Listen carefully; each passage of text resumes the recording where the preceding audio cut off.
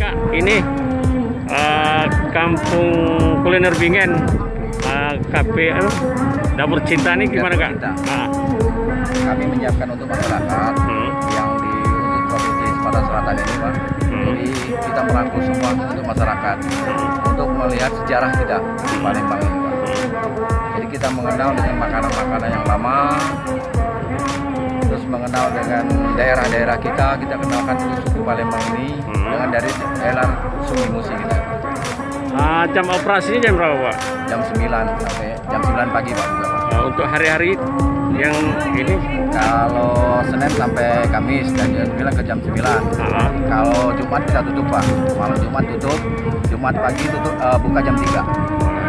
Pak, ini kan sudah masa pandemi COVID, jadi antisipasi kita untuk pengunjung gimana Pak? Pengunjung kita batasi Pak, jaraknya. Kita pakai aturan COVID-19 Pak. Nah, yang disajikan sini apa aja Pak? Menu-menu terdahulu Pak, makanan Bingen Pak. Selain pemandangan Pak ya? Selain itu pemandangan Sungai Musi kita. Nah, untuk kapal ini Pak?